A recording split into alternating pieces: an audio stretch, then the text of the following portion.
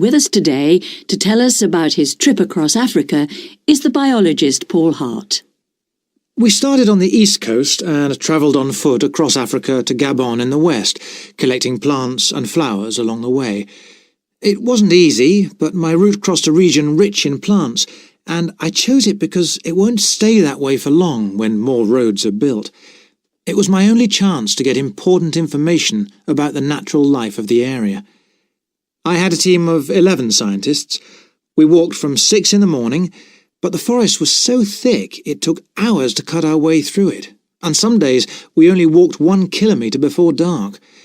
Fortunately, we carried special equipment that was very light, and we took as little food as possible, but we were always tired when we put the tents up at night. Sometimes we saw elephants or lions. They were amazing to watch, and never attacked us.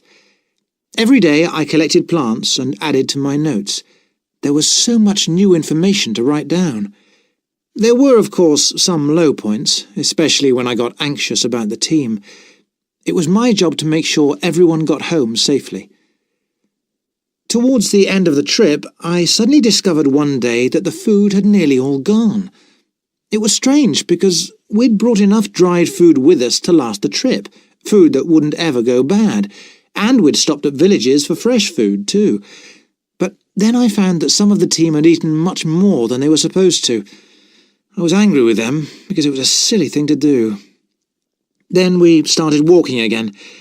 There were no maps for the area, but we had a local guide.